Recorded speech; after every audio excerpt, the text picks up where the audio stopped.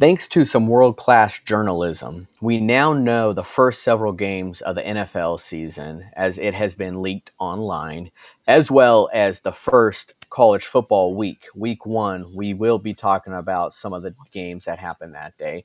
The NFL has now reset the mid tier quarterback market as Jared Goff signed a massive extension with the Detroit Lions. And the biggest conspiring attempt has now taken place in the NBA since, well, Emperor Palpatine in Star Wars. I'm your host, Matthew Raridan, and this is Total Sports Talk Beyond the Lights.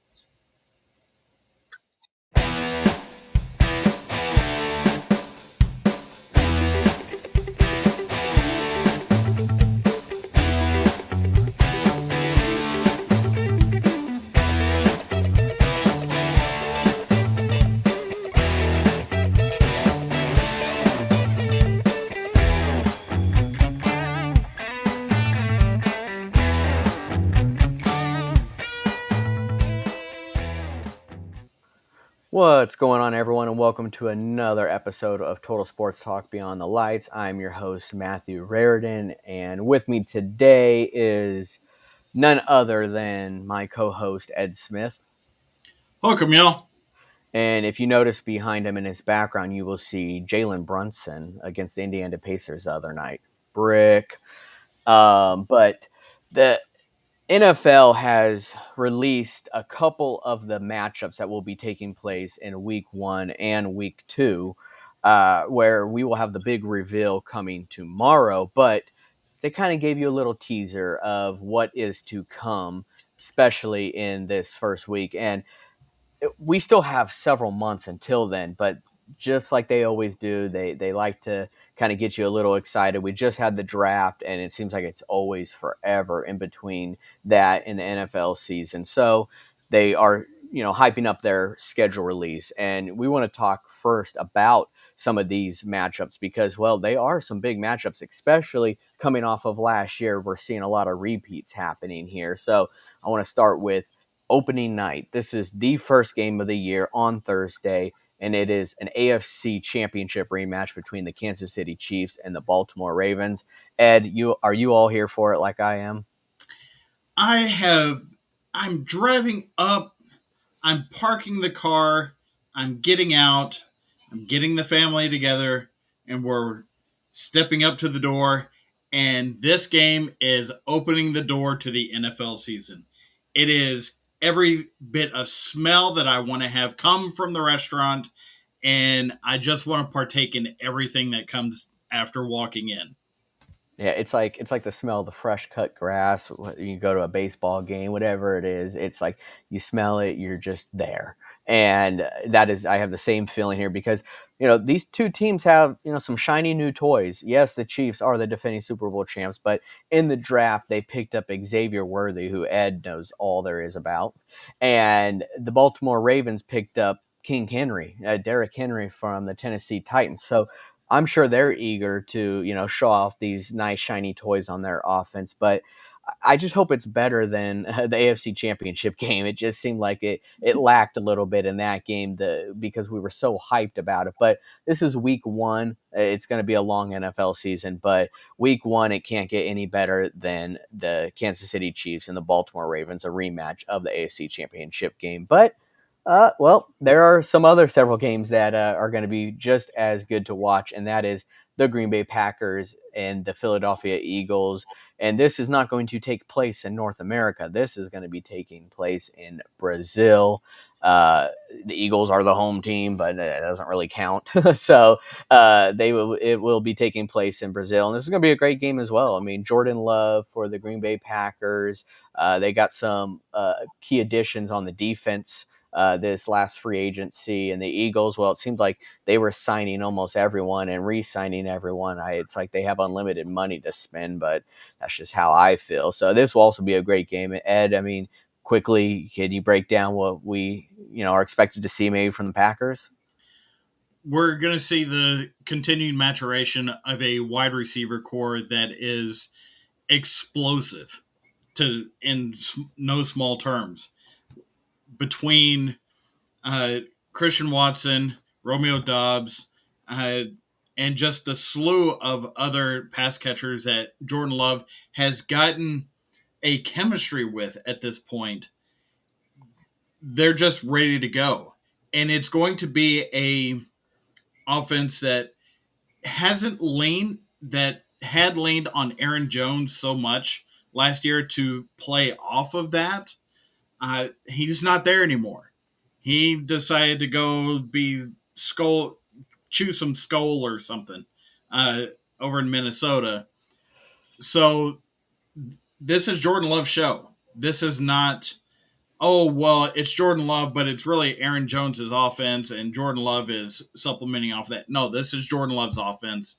And when you first start the season, the offense is a little ahead of the defense, and I certainly look forward to that being the case here.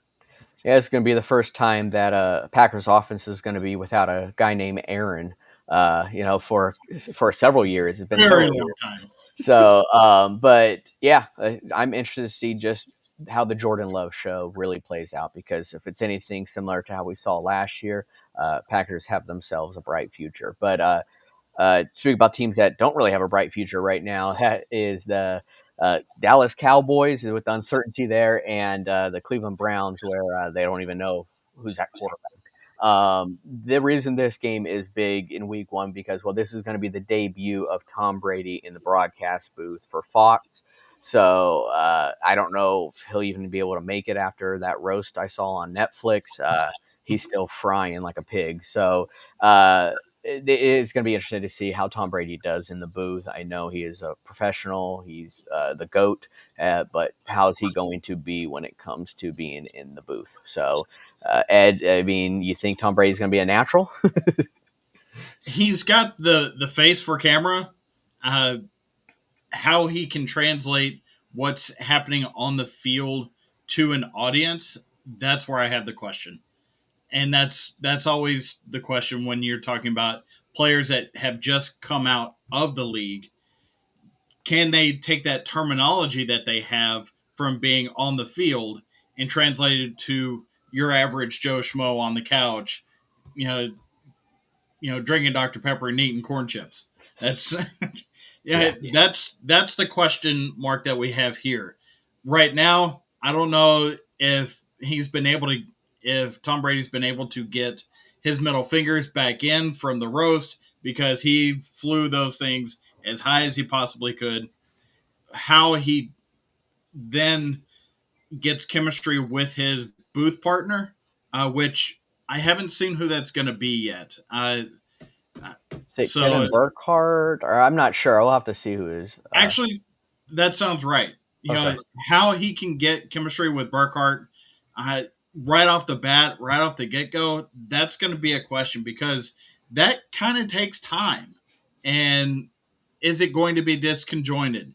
Is it going to be awkward and weird and full of, you know, shift terminology and, you know, the route terminology and the blocking terminology, stuff that people that are watching it may know something about, but not be able to work as quickly as what Tom's brain does.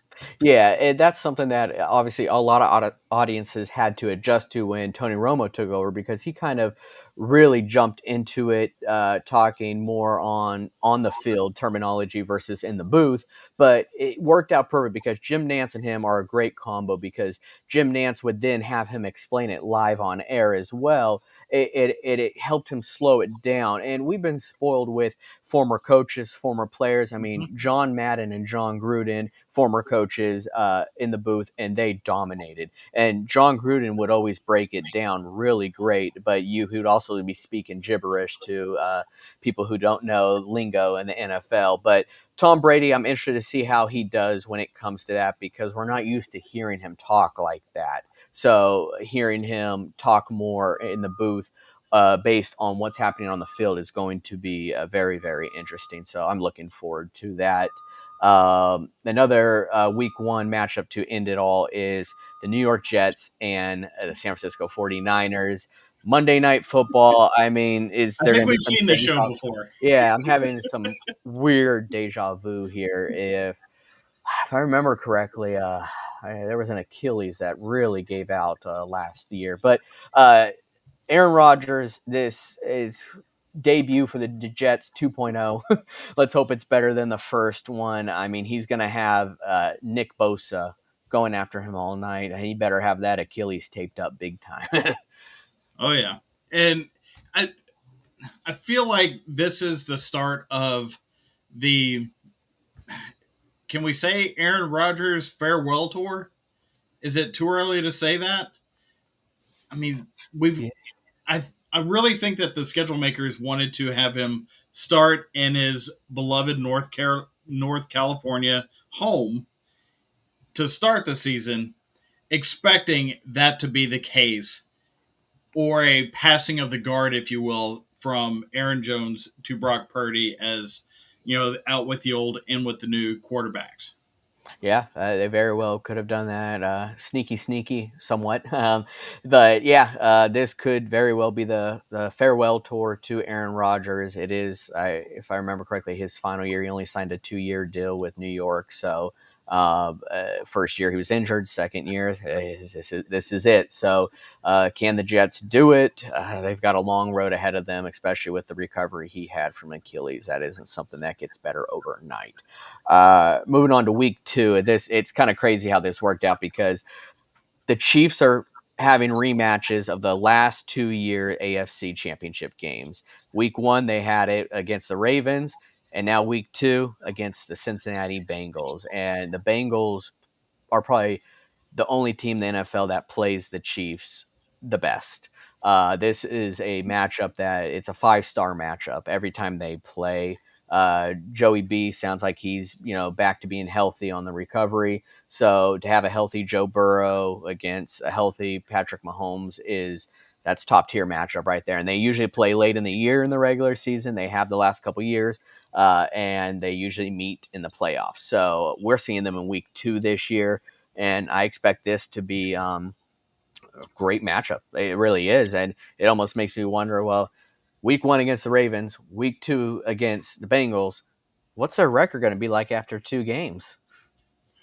That that is a hard question to answer, because if it's 0-2, that's that is a long road to get back to where they want to be. If it's 1-1, eh. If it's 2-0, the entire league is going to be just shivering in their boots, because you can't let these guys get a head start on you, because they will not relinquish it. Yeah, no, not at all. And an 0-2 start for them isn't really going to be that bad because considering the division they play in, I do not expect the Raiders. I do not expect the Broncos to be in much contention this year. The Chargers is going to be hit or miss because it is Jim Harbaugh's first year there. Can he really transfer this organization just like that? We're going to find that out. I mean, he still has Justin Herbert there. They did lose a lot of people. They did bring in some people. It's going to look like a completely different team there from top to bottom. So minus Justin Herbert. So and the Chargers struggle every year against the Chiefs. I think Justin Herbert's only beat them once in his career, and keep in mind Herbert was drafted in 2020.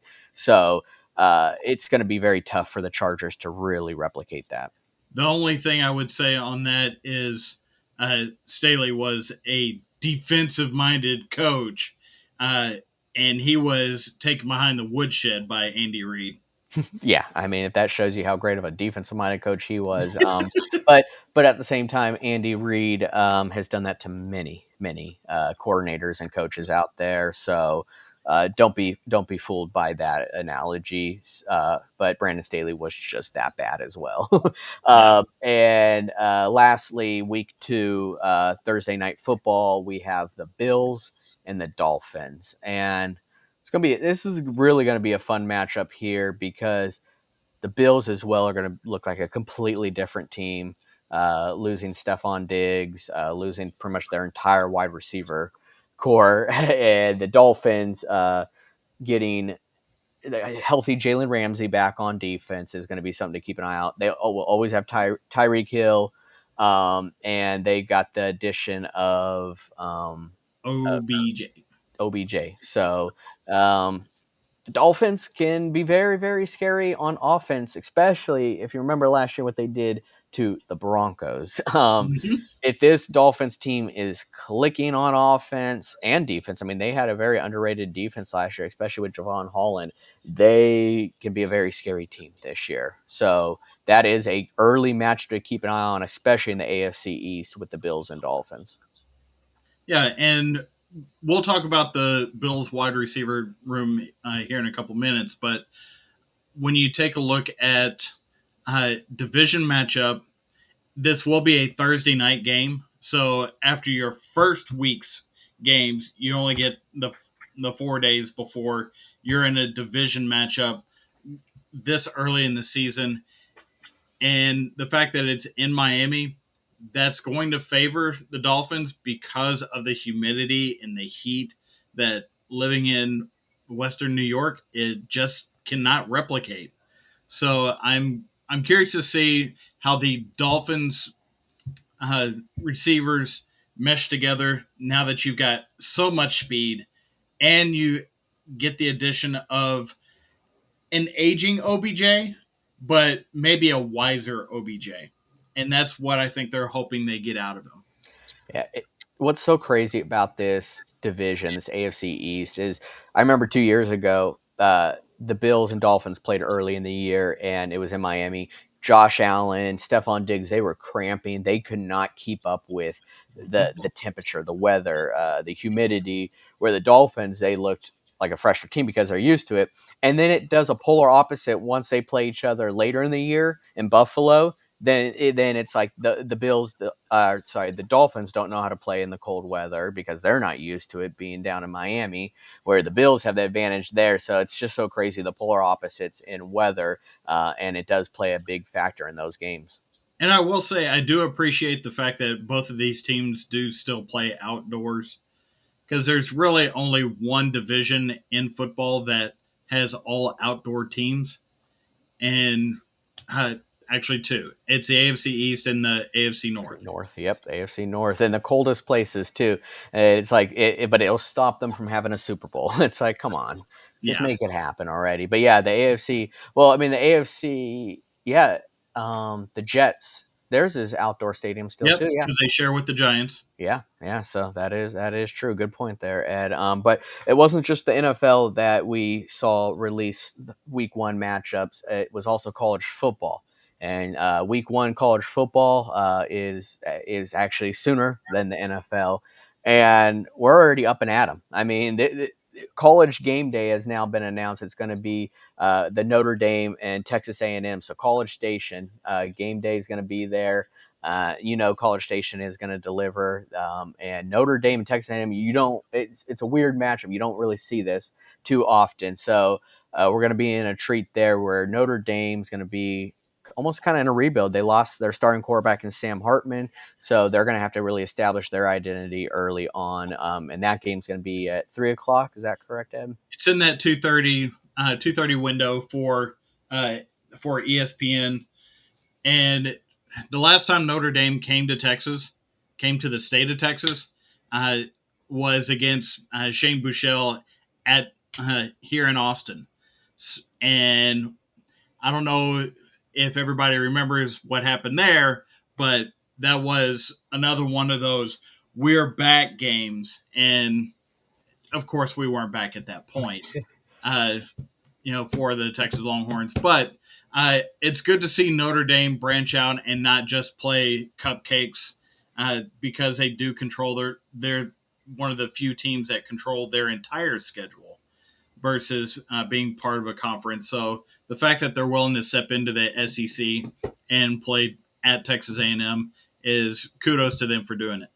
Yeah, yeah, and another afternoon game, the ABC afternoon game to be more specific, is the Florida Gators at the Miami Hurricanes, and this actually is one of my favorite matchups because you got Billy Napier here in Florida, who really needs to kind of start putting the foot on the gas, but so does Mario Cristobal in Miami. Miami did great in the transfer portal and recruiting trail this last year, getting Cam Ward out of the transfer portal, which was a big pickup for them. The expectation for Mario Cristobal is up there, and so is Billy Napier. When you're playing at an SEC powerhouse like Florida, you have to start doing well, or well, I mean they're gonna be out for your throat. So that is a big matchup to keep an eye on there. Yeah, given the schedule that Florida has this year, they've got to win the state. They have 3 games inside the state of Florida. They have to win it. Yeah, And there's no ifs, ands, or buts. Otherwise, Napier's out of there. yeah, It Yes, there's other games that they can win on their schedule, but when you go down the list and see who else that they are slated to play, they are not at that level to play those other teams. So by winning the state of Florida first, that can give Napier some relief so he can stay there long enough to build that brand again. yeah. I mean, we are 3 months away from that, but if you're on social media, you're already seeing. I mean, they're already always at each other's neck, but Miami and Florida are just really at each other's throat, and we're several months away. So that's how passionate college football is. And then at the 7 o'clock ABC primetime window, we got USC versus LSU, battle of the acronyms. And I it's call it the Alphabet Bowl. there you go, exactly. And this is going to be taking place in Vegas, and it's like it doesn't get any bigger in prime time than that. When you're having this game take place in Vegas, LSU, USC. I mean, when it comes to college football, those are two of the schools that are very well known, and I'm excited for this one too because they both are going to have different quarterbacks. You had the last two Heisman Trophy winners on both those teams are now in the NFL. Went 1-2 in the draft, might I add, and but they're still going to be USC and it's still going to be LSU. And we talked about LSU. Actually, we talked about both these teams a couple episodes ago about is their defense going to finally step up or is it always going to be their offense that's carrying them? And well, we have the ultimate test in week 1 when both these teams play each other. Yeah, the Nuss Bus is pulling into Vegas, middle of the night, and I'm here for it because this is a brand making type game. With USC, they they underperformed last year. What better way to get their get a leg up on their season than by beating one of the top teams of the SEC and LSU on national television, basically announcing their presence in college football for this season. And on LSU side, they want to have that test to see if they're ready to take on the rest of the schedule that they have. I've been going through a lot of these schedules and they're a little jumbled up in my brain, but when you're talking week in week out of schedules in the SEC, it don't matter who's on it. You are going through a gauntlet of teams that could take you down at any point. Yeah, you have the who's of the teams and the coaches in the SEC alone, and it's never an easy week. It's never an off week unless you're playing bandy. But and probably the biggest matchup of the week taking place on CW right after Gossip Girl and One Tree Hill. We have Idaho State at Oregon State. To be it, followed by the next season of Charmed. Yes, yeah, and you don't want to miss that. Have your recording set because, like I said, you do not want to miss that. I thought this would be kind of interesting simply because this is the first game without the Pac 12, but they're still calling themselves the Pac 12, which is just ludicrous in my opinion. But I thought this would be an interesting thing. It's football. It doesn't matter who's playing. I want to watch it. Let's go. Yeah, yeah, same. I mean, Idaho State. For those who don't know, I lived in Idaho, so it wasn't too far from there. But they will be playing at Oregon State. You may get the uniforms confused because they do have the same colors. But Oregon State lost their starting quarterback in DJU and their starting running back in Damian Martinez. And I don't believe Damian Martinez has committed anywhere yet, but he is sure to be a big pickup for anyone in the transfer portal. So that's something to look out for. But yeah, Pac-12, you're not the Pac-12 anymore, so stop calling yourself that. But yeah, NFL. Back to the NFL really quick because there were some big signings that took place, and one of them being former number one pick Jared Goff with a 4-year, $212 million extension. We knew it was coming. It was talked about. It started out with Amon-Ra St. Brown, and he said, "Pay the man, give him his bag," and Jared Goff did get it. Detroit Lions have made some really big changes in their organization, and for the good. I want to put that out there. With them making the playoffs last year, it was the start of something new in Detroit. They held the draft. We saw how big that was, and now this signing was kind of the cherry on the top. But I don't want that to be confused with the next question I'm about to ask. Was Jared Goff really worth that? Off the top of your head, really quick, Ed, is Jared Goff worth this big, massive extension? As the starting quarterback of a NFC uh, deep running playoff team, yes. But as the quarterback that he is, I still don't think that he's at that level to gain this kind of contract. Yeah, I mean, he's about as worth more on this contract than Kirk Cousins is on his. I mean, I just feel like a lot of these are really overinflated for mid-tier quarterbacks, and it's really screwing up the market because we're going to talk about that a little bit more here, but it's a big gamble. It really is with Jared Goff because you don't know who you're going to get week in and week out. Yes, the last couple years he's been pretty consistent as far as playing it safe. You can call him the Bo Nix of the NFL, but is he going to get you to that next level? Can you count on him to get you to that next level each week? I don't think that you can. And one point I do want to bring out with Jared Goff, he was the starting quarterback of a Super Bowl team. So he did get that far. He knows what it means to be there. So to say that he is not worth it, just his style of play and his ceiling of play makes me think that he's not worth it. But he has been there and done that at every level in the NFL at this point. Yeah. His resurgence in Detroit is something that he needed. He needed to get out of LA. He needed to go to a market that would like him to just win games, not just go to the Super Bowl, but just win games. And he's revered in the area now, and he loves being there. So he wanted to get this deal done, and they all came together on it. Yeah, I mean, he's a lot happier. This was a great Fabrice Brothers refresh course for him to go to Detroit. But to also add, kind of like on an asterisk, is yes, Jared Goff did lead a team to a Super Bowl, didn't score a single touchdown in that Super Bowl.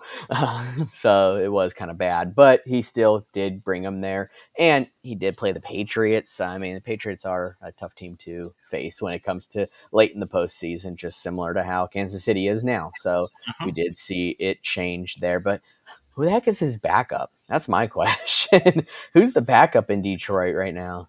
Well, with everybody gunning for him at this point, there's a bigger chance for injury. So you've got to have that proper backup. And his backup right now is Hendon Hooker, whom the last time we saw on a football field was being carted off with that horrific knee injury at Tennessee. So, I, he, of course, there's been enough time for him to get back and be ready. Kind of like Alex Smith did after his terrible knee injury as well. So knowing who that is and what Hendon Hooker's ceiling was projected to be, it gives some hope to the Lions if they do stumble and wind up having Jared Goff get hurt at any point this season. Yeah, I feel like when they got Hendon Hooker in the draft, it was a steal, and it kind of worked out in their favor because if Goff didn't quite perform the best, or he got hurt again, you did have someone like Hendon Hooker to possibly take over. Yes, we have yet to see him in the NFL, and the NFL is a big difference from college football. But I think that Hendon Hooker could be one of those that if he does end up coming in in a backup role, shows his worth, he could be a trade piece possibly because Mhm. Hendon Hooker's ceiling is up there, like Ed talked about. So that is something to keep an eye on. But Ed, yeah. And I did find that when looking at comps for Hendon Hooker coming out of college, he seemed to be more like a Teddy Bridgewater, Hmm. whom wound up being really good until his injury. So there's a, that it's just something that happens when you're in the NFL. Yeah. So that's why we're making this point of who's going to be there if Jared Goff goes down, and it being Hendon Hooker at full strength. Maybe we get to see what we all hoped we would see with of him coming out of Tennessee. Yeah, it's very cutthroat out there. I mean, we talked about a Hendon Hooker who was having his best year ever and was really thriving for Tennessee. Uh, to go down like he did just sucked because he was expected to get drafted very early in the draft too. So unfortunately, it does hit you when you don't expect it, and hopefully he does get back to that level that we saw him in college. But I talked about the market earlier and what this does when you have a quarterback like Jared Goff, who is not a top tier quarterback, but he is good. You have Dak Prescott as well, who has been kind of holding out. I mean, you have some other quarterbacks too. And what is going to happen with Dak Prescott? Well, the Cowboys haven't really made it clear. Jerry Jones's concept is, well, let's be patient, things will work out. But it's getting to this point where things are getting antsy. And now this deal is just going to up Dak's deal even more because Dak Prescott, Jared Goff, although Jared Goff has accomplished by going to a Super Bowl, Dak Prescott has not.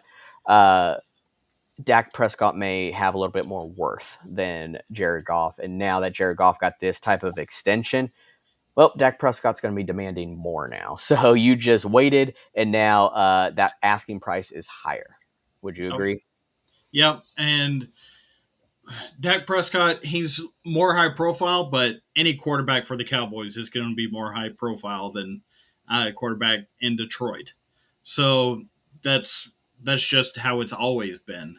With Dak Prescott and Jerry Jones, Jerry Jones wants to pay his guys for loyalty, but this is not a league in which you can do that anymore. So he's got to weigh his options there. And right now, Dak Prescott is in that situation like we saw in the movie Moneyball, where the Art Howe was asking, "Hey, I'm on a 1 year contract. Make me feel comfortable so I can make you feel comfortable by managing this team." And that's what where Dak Prescott is. Never mind all the other outside influences, the relatives of players, the all the media availability, all the shows that they have to do in the Dallas area, all the media circus, everything around the training facility, all that stuff. When it comes down to Dak Prescott's contract, he needs to be paid his worth, but there is some conflicting ideas out there on what his worth actually is. Is his worth higher because he's a Cowboys quarterback, or is it higher because he's that good of a quarterback? And nobody knows at this point. I don't think anybody has a consensus that Dak Prescott is in the elite category, but he's good, Yeah. but he's not definitely not elite. Yeah, definitely not elite, but yeah, it makes you wonder because Jared Goff's extension, which we just talked about, then you have Kirk Cousins, who got this lucrative deal in Atlanta Mm-hmm. just for them to draft a quarterback in the first round, and then Baker Mayfield. Baker Mayfield, although did not, I'm not saying he got paid the most. He got a pretty decent sized contract as well with the Bucs, but that's where I would almost put things because Baker Mayfield's won a playoff game recently. Dak Prescott Yep. has not. So did Baker Mayfield earn that $33 million a year contract that he got? And in all honesty, I see Dak Prescott being, if anything, just a little bit more than that because he needs to really show his worth, and you're not really showing it by losing playoff games in the first round every year. So I think that that's something that needs to be taken into accountability as well. But then you're seeing Jared Goff, you're seeing Kirk Cousins who's getting hurt, get these really massive lucrative deals. So it is kind of setting the market a little bit high for these mid-level quarterbacks, where the one who got it fair the most, in my opinion, was Baker Mayfield with that type of contract. Mm-hmm. And the fact that Baker Mayfield is happy, he is productive, and he gets Mike Evans back. Uh, he's he's the happiest quarterback that he could possibly be at this point. Yeah, and on top of that, I mean, although this isn't on the offensive side, he is even more happier because he's getting one of his defensive studs on an extension now. So he's going to be there even longer, and that's Antoine Winfield Jr. $54 million deal for 4 year extension. And Winfield was one of the best safeties in the league last year. And if David was on here right now, he would be hooting and hollering because of this deal, rightfully so, because Antoine Winfield and his production last year, and very underrated in my opinion, because Mm-hmm. it seems like when you hear the safeties in the NFL, you're hearing of the Derwin James, even the Minka Fitzpatricks for the Steelers. But Antoine Winfield Jr. definitely earned his keep, and now he is the highest paid safety in NFL history with this deal. He's only 26 years old, and his total value of the deal is 84 million. I mean, 54 is just the guarantee. He's getting an average of 21 million a year, and that is over the tops of the names I just talked about, Derwin James and Minka Fitzpatrick, who are the same age at 28, those two at least, and their deals being 19 million, 18 million a year. So he's kind of almost reset that market a little bit too, but they were the kind of the pioneers that reset the market, because I remember when Minka Fitzpatrick was the highest paid safety for like a week, and then it was Derwin James, and now we have Antoine Winfield Jr. there as the highest paid safety in the NFL, and I say that he's earned it. I really do, and so Mm-hmm. this Bucs team is going to be happy. They brought the band back together that brought them to the playoffs last year, where they did win a game and then lost to the Detroit Lions. So Buccaneers are going to be an exciting team to watch in the South. Yeah, and when you go back and look at uh, what Winfield did to earn this contract, you're talking 122 tackles, you're talking 6 turnovers, you're talking pass breakups, you're so many pressures. It's he was the full package out of the defensive back position, uh, in almost a way that it's been hard to replicate from Charles Woodson when he was with the Packers. Uh, he was everywhere and nowhere at all. It's no matter where you turn, Winfield was on the play, and you know they compensated him for being that guy because he's the stalwart of that defense. That defense is probably going to change quite a bit over the next few years. They need to have a leader that, by all accounts, he's also a great locker room guy, and it isn't one of those guys that is just on the field making plays and then a jerk in the locker room. He's a guy that actually brings the defense together, and that's could be just as much a part of this as his play on the field. Yeah, absolutely. Does you see this contract, and I just talked about the three highest paid safeties. Let's talk about the cornerbacks. And does this set the cornerbacks market, or did the cornerback market set this market? Because if you want to chime in really quick. I was just going to say it's it's bringing the safety up to the cornerbacks, not necessarily resetting, but Mhm. showing the worth of a safety as much as a cornerback is. It's almost like we saw kind of like the time change, because it just seemed like it was not too long ago where we watched the Ed Reeds, the Troy Polamalu's at the safety position really taking over the NFL. But then it went from them to the Richard Shermans, the Josh Normans, back to the cornerbacks being the almost stars a little bit. And then now it's almost kind of going back to the safeties. But the top three cornerbacks paid in the league right now. You got Jair Alexander with your Packers, Denzel Ward with the Browns, Jalen Ramsey with the Dolphins. You hear Jalen Ramsey's name, and you're like, all right, that does make sense. Him being on the top three seems like his name's always being talked about. But Jair Alexander at 21 million a year, he's kind of fallen off a bit, and we saw some of the things that happened last year for the Packers with his antics. It kind of changed a little bit, but Alexander is an incredible talent at cornerback. One of those that was a top for many years. And it's injuries. Mm-hmm. He only played, if I remember correctly, maybe half the year. Yeah. Uh, and Brandon Stokes had to fill in for him, which means the rest of the DB room had to get shuffled around for more than half the year for the Packers. And you know, he's one of the last pieces of the Packers when they had the best at every position. Mm-hmm. And because you had Aaron Rodgers, you had Devontae Adams, you had Jair Alexander. Uh, I mean, it was just all over the place. So he's the last one. He's, I think he's in the last year of that deal. So we'll probably see him either get extended or move on. Just he may get extended in Green Bay simply because the Jordan Love contract is not killing the Packers salary cap the way that other quarterbacks are killing their salary caps.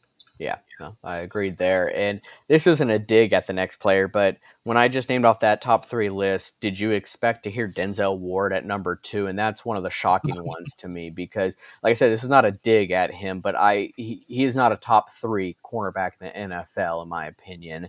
And I don't know if they were just throwing him a bone, but he's number two at 20 million, 20.1 million a year for the Browns. And uh, he deserved an extension. So I want to make that clear. And he's been reliable for the Browns, but I just don't see him being a top three paid cornerback in the league.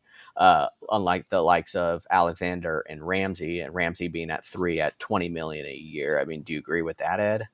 Yeah, I don't see Denzel Ward being the number two guy, but he's also on the Browns that love to throw dead money at everybody.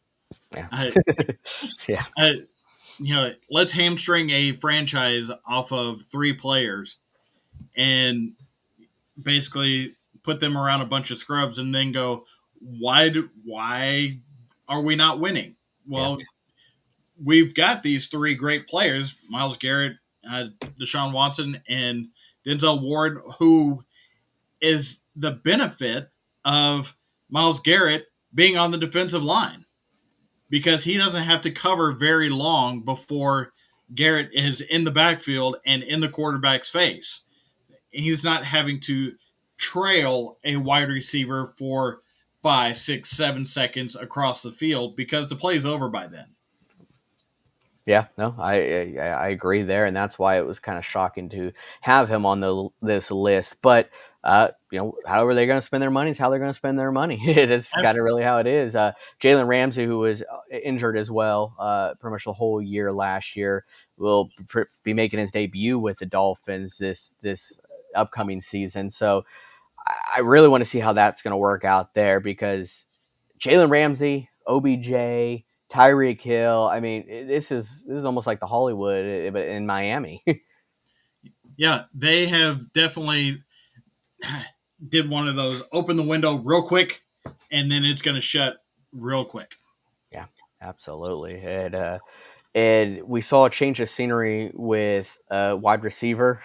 Ed knows all too well, and that's Marquez Valdez-Scantling. And gosh, when he's going over to the Bills right now, and when you think of this gauntlet of quarterbacks he's had in his career, this guy has had it made.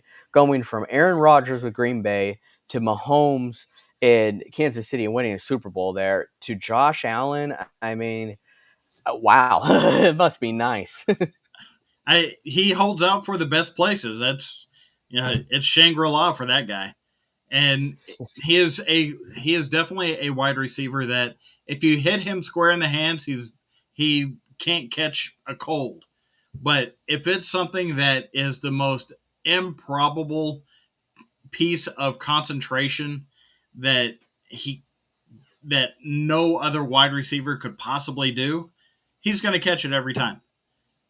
That's just the kind of guy he is, and it is frustrating as a fan of a team that he's playing for. But he's got some good pass catchers around him in Buffalo now. Uh, with the drafting of Keon Coleman, they are they pulled in Chase Claypool. Uh, they've got Dalton Kincaid and Dawson Knox, which are going to run a lot of 21 personnel. Hmm. So he's not going to see the field all that much, but he's got to be productive when he gets out there. That's bottom line. Yeah, he could always be that decoy, that deep, throw uh, threat. But you look at this wide receiver room or this pass catcher room that Ed just talked about, and it's no murderer's row. It really isn't.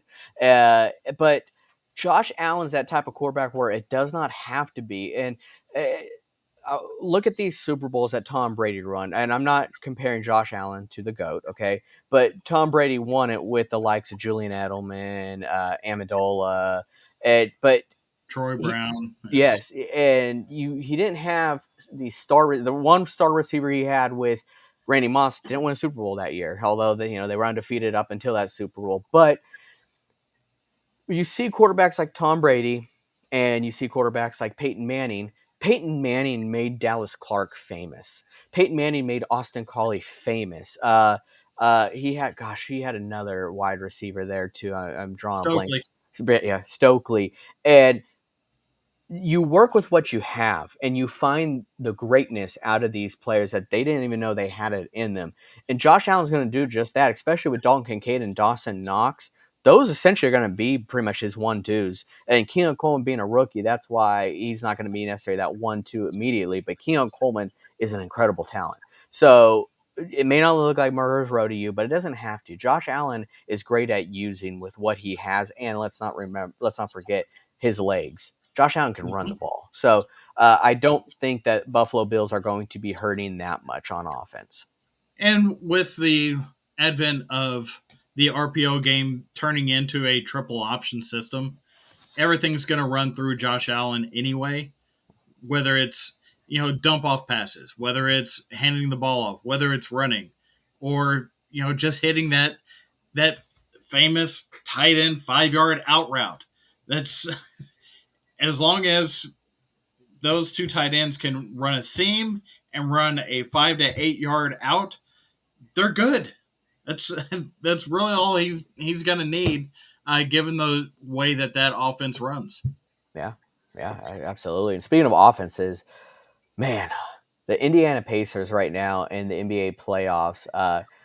We always knew about their offense. It was their defense that we were kind of worried about, but their offense has been firing on all cylinders, and this is becoming a great matchup against the New York Knicks. But it all started out here with Rick Carlisle's rant on the NBA refs, the officials, and it feels weird saying Rick Carlisle and not talking about the Dallas Mavericks. I don't know why, but I just always think of the Dallas Mavericks when I hear of him. But uh, his rant about the conspiring against small market teams, and this is a topic that's been talked about recently, and that still actually needs to kind of be talked about a little bit more. But if you saw the officiating in the first two games of the Pacers and Knicks series, you would have been kind of wondering about this topic because it was horrible. It really was, and I've seen a difference, especially now in Game 4. That when I watched of the Pacers and the Knicks, the refs just decided they weren't going to call anything at that point, and I'm okay with that. It was actually pretty fun to watch. It was very physical that game, but you are seeing some injuries take place, especially on the New York side of the ball. So this poor officiating, do you really feel like it is because of the small market versus big market team? This this is something that every coach has in their back pocket as a way to get through a bad start to a series. And basically what he said was, I didn't turn in any plays to the league office, but after game two, I'm turning in 78 plays to the league office about officiating that win against the Pacers, which didn't get called. Well, what's the result of that? The officiating crew, they're human. So what are they going to do? They're going to overcorrect. And what we saw in games 3-4 in Indiana was the overcorrection where they wouldn't even talk to the Knicks players about any calls, anything whatsoever. And if you're going to invoke that type of motivational factor in a press conference after game two, your team better perform in game 3 and 4. And to their credit, the Pacers came out and they performed. So it did its job, but that's what coaches do. It's not because it's small market. It's not because of any particular this guy, that guy, or anything like that. It's just something that coaches do, and they always have in their pocket to be able to rile up some support through the officiating in the next game, which a lot of the NBA are looking at refs to decide their games, even though they say they don't want the refs deciding their games. It makes no sense to me. It's what is this, reverse psychology? I mean, it is a tactic that they use, and they've used it for some time now, and it's almost like it's worth the fine if they are criticizing the refs because then they get them the next couple games in their favor. So it doesn't really make sense to me. And the fact that he went and said it's one thing to say one team versus another, but the fact that he went to say it's small market versus big market, that was maybe a bridge too far for them because if you take a look at what small market teams mean in the NBA, they don't mean actual population. There's more to it than that. Yeah, I mean, what is the NBA's criteria when it comes to being labeled as a small market team?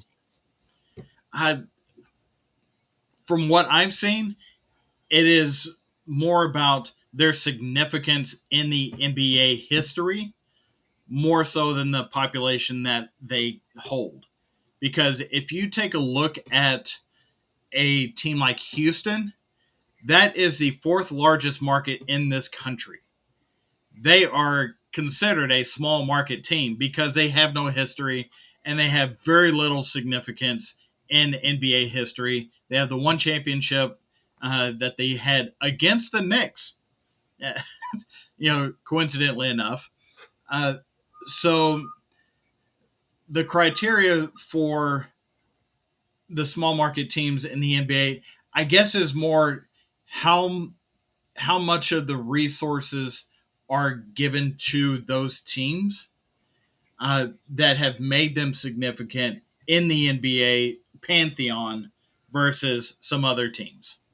Yeah, because as an average fan, you or even not a fan, you would probably think population, and if you say that, there are certain things that you could probably almost agree that with because you have the Knicks, the Lakers, the Clippers. They kind of sit atop of that, and you think, well, what the heck have the Clippers achieved? Significant wise and stuff like that, and but they are in LA, so you could kind of look at the coincidences, but let's talk about the small market teams that are in the playoffs. If you go off the NBA and their criteria, what constitutes a small market team from their history, their significance, population, you're going to see this playoffs alone, the New York Knicks, Oklahoma City Thunder, Milwaukee Bucks, and the Indiana Pacers, who sit respectively at the 27th, 26th, 25th, and 22nd in the NBA of their ranks, and that classifies them as a small market team. The New Orleans Pelicans. Sorry, New Orleans Pelicans. My bad. New Orleans Pelicans at 27th. So you look at population of New Orleans, and it's very populated, so you can't really say that. So now you can kind of take that off. So it all depends on what meets those criterias. Where medium market teams in the playoffs, and the Cleveland Cavaliers, the Miami Heat, Miami, that should already kind of ring a bell there of, wow, they're very populated, but that doesn't count. Orlando Magic, the Denver Nuggets, and the Minnesota Timberwolves sitting at the medium market team. So just going off of those two markets right there, those two categories, you're seeing that it is all over the place. It's not exactly what you think. And that's why I say, as an average fan or not fan, you automatically go to population. So that's why with having a large market, medium market, and small market, there is a difference there because in a large market, would you have guessed Dallas Mavericks are the fourth largest market team in the NBA? Not not at all. But you're also talking about a region that has two major cities, kind of like the Twin Cities. The Metroplex really consists of, I would I would say, no less than six cities that have a greater population of a half million people. Yeah, but then you get to Philadelphia, the Philadelphia 76ers at number three. So it does get pretty crazy out there when you look at it, especially the top five right there of the Mavericks at four, Sixers at three, Clippers tied at second with the Lakers. So Yeah, and of course the Knicks being at number one because the city of New York does not recognize Brooklyn as part of New York City, not at all. no, They still think those guys are in New Jersey. yeah, Uh, so there's there's really no reason to invoke this whole small market thing because it's just not true. But it, like we said, it was used as a tactic. The tactic worked, and we've moved on with our lives. Uh, but one thing that I will say is, if you look at the teams that Matthew's saying uh, in this list, if you look at these smaller market teams, those are the ones that have the players that could start to be considered the face of the NBA. It isn't all just in large markets that these biggest up and coming stars of the NBA. Hell, Jokic just won his third straight MVP, and he's in the 15th largest market there is. There's no way that this conversation holds any water, but it was it was brilliantly done, and it worked out for him. yeah. Those same fans that think that the Nets are still in New Jersey are Giants and Jets fans. Let that sink in. But yeah, small markets, biggest stars on these small market teams. And I said New Orleans Pelicans at 27th. Zion Williamson is a Yeah. pretty big star. Oklahoma City Thunder at 26. SGA is he finished second in MVP. So I mean, we're looking at there who could easily become a face of the NBA. Milwaukee at 25th. Giannis. Giannis, I mean the Greek freak. It's just crazy to me that this tactic is still being used effectively because these are teams that do have several up and coming or already established stars like Giannis with Milwaukee. Because the Pacers, Rick Carlisle, who did use this tactic, Tyrese Halliburton is up and coming. So it's kind of tough. How much longer can they use this tactic? And it's like, does it matter really where they're playing? Because we talked about earlier, Jared Goff going from LA when the Rams, LA, Hollywood to Detroit, and he's thrived. He's done so much better. And Detroit being smaller than LA, it has made a big impact on him for the good. So the same concept can be used here. Does it really matter where they're playing? Because less pressure in the smaller market teams I feel like fares better than the pressure like on the Knicks being number one and not really being able to do much since Patrick Ewing was there. Mm-hmm. And you take a look at teams like the Lakers and the Knicks. They are they have the same kind of media pressure that Dak Prescott's dealing with. Everything is so scrutinized and so minute for every little thing that they do and say that some of these players should play in smaller market teams because the pressure of being in the big city, while everything being at your fingertips is great, it's maybe not the best thing for your game. Yeah, yeah, and one of the top highest market teams in the NBA. I did mention their name, but didn't go in depth, and that's the Lakers. I mean, the Lake Show has always been up there as one of the biggest markets in the NBA, and now, especially since they have LeBron James there, that just kind of continues to make them higher and higher. But LeBron James and the Lakers. This is going to be a topic that's going to be talked about for a while now. And is he playing the Lakers, you think, Ed? A little bit, but that is his MO. He signs these 2-year deals so he can hold the franchise feet to the fire to do whatever he says, to do whatever he wants, because he knows that he is the team. The coaches don't coach the team. He coaches the team. And really the only coach that I have not seen him get fired is Eric Spoelstra. And he was gone after 2 contracts and losing in the finals. So I this is LeBron playing his hand because he's got some things in mind that he wants to have happen that the Lakers have not committed to, and part of it won't be committed until the draft comes around, but we'll see if it's even a thing. And if they don't, does he move on? Does he go and take that step someplace else that could be looking for an elite wingman to fill in where they are lacking at this point in the playoffs. And lo and behold, he shows up at the Cavs game. What are they missing? They're missing an elite wing player. Could he be talking about going back to Cleveland again and looking at the core players that are there and saying, you know what, this is a team that could get me over the hump? Whereas the Lakers are stuck, you know, after giving up everything to get all the players that I told them to go get, just leaving them in shambles as far as a future. Does LeBron then go to a place like Cleveland where he could be an instant starter and he could have some more say on who they draft? Because we all know there's that one special guy that was at the combine that had no business being at the combine, but yet he got an invite because guess who his dad is? LeBron James. And that player is Bronny James.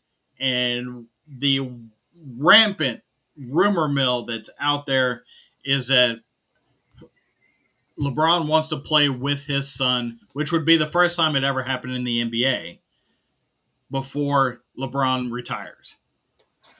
Yeah, this is a big story. I mean, LeBron is like Alan from The Hangover. The cards are in his hand. He's counting them. Yeah, and would he go back home? Cleveland. This is where it all started. I mean, it would make sense. It'd almost be that Cinderella story. There's only one other thing that could top it. Oh yeah, his son plays on the same team as him. And you're absolutely right. Bronny had no business being there, but he did not miss a single shot. Woohoo! Yeah, he didn't Yeah, miss a single shot. Looks like yeah, Steph he's not Curry at supposed to miss practice. a shot against air. Yeah, look at Steph Curry during shoot around. Doesn't miss. But it's like this is his son had a very lackluster season at USC.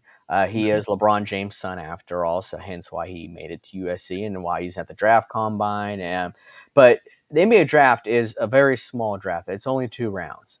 Uh, does he get drafted? And that is a question that we'll talk about probably on a different show. But yes, the rumor mill is circling of Bronny James playing with his father, LeBron, and I do see it happening. I really do. Because what more does LeBron really have to accomplish than, well, let's be the first father son duo ever in the NBA? The only thing that gives me pause about that particular landing spot is the fact that the Cavaliers only have one pick in the entire draft, and Well, that's pick number 20. yeah, and but that's the thing is that in my opinion, he's not a first round or a second round pick. I really don't think he is, but No, he is LeBron's son after all, so that may have something to do with him being drafted. So I interested on that. yeah, definitely. So that is something to keep an eye on out because this is going to be a story that is going to continue to develop for a while now because, like I said, LeBron holds the cards. We've seen recently JJ Redick possibly being a head coach for the Lakers. How would that fare? with LeBron, because LeBron's the coach, he's the GM, he's the Jackie Moon of the Lakers. So is he going to allow that? I mean, that's something that needs to be that will need to be looked at some more too. So there's a lot of rumors circling the Lakers, some that should be taken lightly, I some that think should be looked at more. I think the one question that we have to ask ourselves is LeBron James going to trade Anthony Davis for a washing machine? Uh, to be determined. It should be a pretty obvious answer, but to be determined. So, yeah, but yeah, let us know what you guys have to think when it comes to that. Do you really think that LeBron and Bronny will be playing on the same team next year? Do you think Bronny gets drafted, or does he get signed as an undrafted? Because he has kept his eligibility at USC as well. So that also is something to keep an eye on out. So let us know what you guys think in the comments of if you see that happening, how it's going to play out. Also, let us know just how hyped and pumped you are for the NFL season. The schedule is going to be released tomorrow, and we will be talking more about that. So let us know how you feel about that, and of course, college football. I mean, that you have to be hyped about that, even if none of those teams are your teams. Watching Florida, Miami go at it week one, I'm all for it. So drop in the comments how you feel about that, and continue to hit that like and subscribe button. Share these videos. We really do appreciate it. It does help us out. And yeah, let us know what more topics you guys would like us to talk about, and we will fulfill that, unless it's something happening like cricket, soccer. Those aren't sports that we'll probably talk about. But yeah, there's still plenty more to talk about. So let us know how you feel. But until next time, guys, we are rounding third, and we are headed for home.